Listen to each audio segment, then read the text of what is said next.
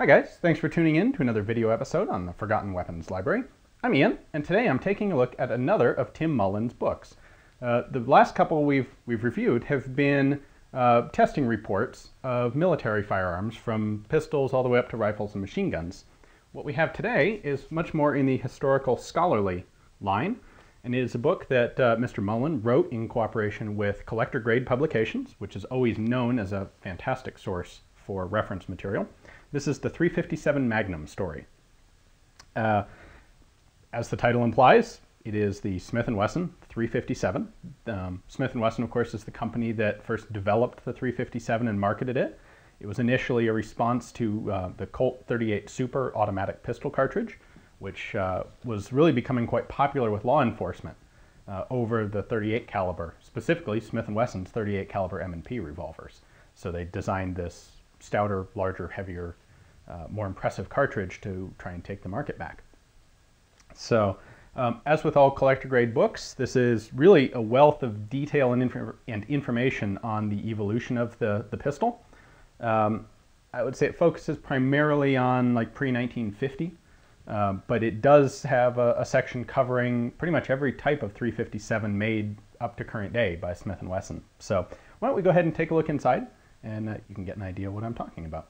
Taking a look through. Of course, we start with a brief look at Colt 38 and then the Colt New Service, some of the guns that Smith & Wesson's new Magnum would have to compete with.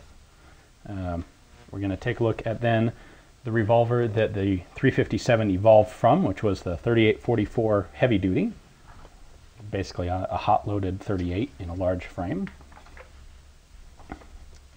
Then we get to the actual 357, the introduction of the cartridge and the gun. Just a little demo there, 38 Colt, 38 Special, 357 Magnum. People think the 357 was a really popular gun early on, and it really wasn't. It was a thoroughbred. It was very expensive, and it appealed to a fairly limited clientele. I found it really interesting to take a look at this original order form, pre-war order form. For the same fixed price, you could order any front and rear sight that you wanted. You could specify your barrel length. Let's see, what was that? Yeah, you can specify the barrel length. You can specify what range you want it zeroed at with what ammunition. Basically, totally a custom gun. Very cool. You can't get that so much anymore. So anyway, some discussion of trick shooters, very talented exhibition shooters like Ed McGivern, and some uses they had for the new Magnum. Those guys, the early hand loaders, like Keith in particular, had a lot to do with the development of the cartridge. So farther on through the book, we get into some of the specifications and the options in the gun. So this chapter is on barrel length, of course. A little bit of a demo there.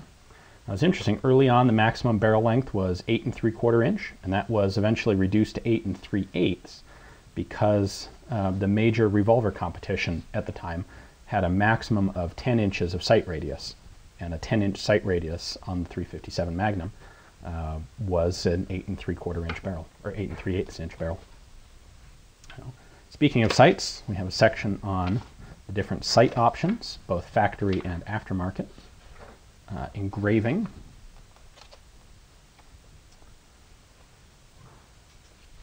Post-war, bit of a redesign of the Magnum. After World War II, the 357 Magnum went from being kind of a high-end, intimidating, impressive cartridge to being introduced in smaller and smaller and lighter guns and becoming more of a standard kind of option. Part of this, of course, had to do with better steels, smaller and lighter guns being able to handle the continued use of fairly hot 357 loads. So then we go into the 357 as it exists today. So a lot of different variations here. There's a particularly ornate one for the Sultan of Oman. But some other examples here. There's some discussion of the Performance Center and some of the different semi-custom models that Smith & Wesson has created over the years. Little bit, just a couple pages touching on some of the European counterparts, like Manhurin, FN, and quart. There's the quart. And then at the end is a fairly extensive appendix database of known 357s, both registered and not registered.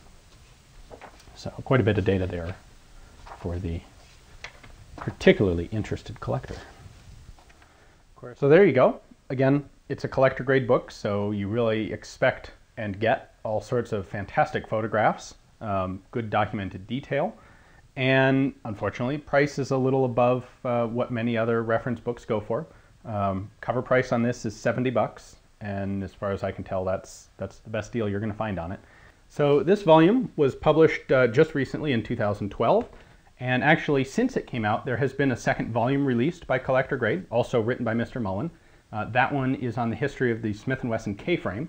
That book is about twice as long, and I have not had a chance to take a look through it yet. But Smith & Wesson collectors, be aware, there are in fact 2 volumes of this that you may be interested in. So you can pick these up either through Amazon or through Collector Grade's own website.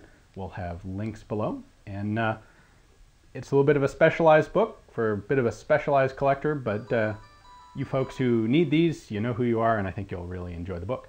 So thanks for watching.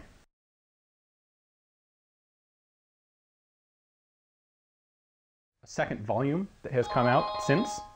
Excuse me one sec.